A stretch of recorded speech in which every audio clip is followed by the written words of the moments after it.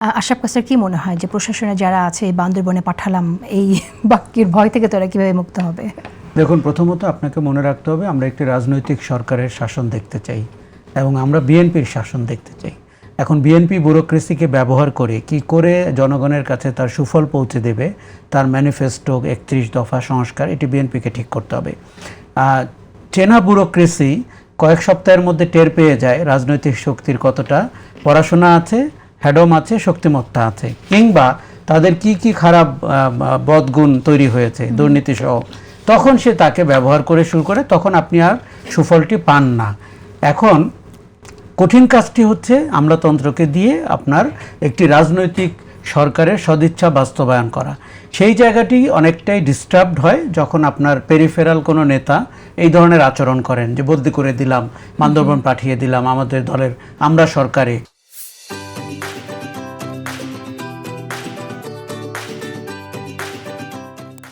জুলাই কিন্তু আমাদের শিখিয়েছিল যে এই সব কথাবার্তা আসলে বর্জনীয়, এবং এটি যদি আপনি দেখুন, আমি বারবার বলছি, এত বড় বিজয়ের পরেও আপনি এটি করতে পারেন না, কেননা আপনার প্রশাসন প্রশাসনের মতো চলবে। আপনার প্রশাসনের কারো ব্যাপারে অভিযোগ থাকলে আপনি বিভাগীয় অভিযোগ দায়ের করতে পারেন, তদন্ত হতে পারে, শাস্তিও হতে পারে। আমরা বরঞ্চ সেটিকে আরও উল্লেখযোগ্যভাবে তুলে ধরতে চাই যে একজন জেলা প্রশাসক এরকম খারাপ আচরণ করেছেন, কিংবা একজন পুলিশ সুপার।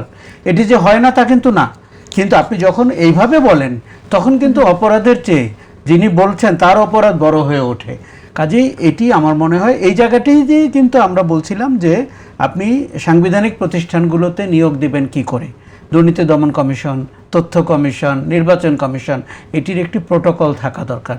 এখন আমি ক্ষমতায় এলাম, আমার বিজনেস পার্টনারকে আমি একটি প্রতিষ্ঠানে নিয়োগ করে দিলাম, এটি তো বাংলাদেশ চাচ্ছে না, এবং এটি কিন্তু আখেরে কারো জন্য ভালো ফল বয়ে আনে না, বরঞ্চ যারা এই ধরনের নিয়োগ দেয় এটি তাদের ক্ষতির কারণ হয়ে দাঁড়ায়। ইতিহাস আমাদের ভালোভাবে এটি শিখিয়েছে।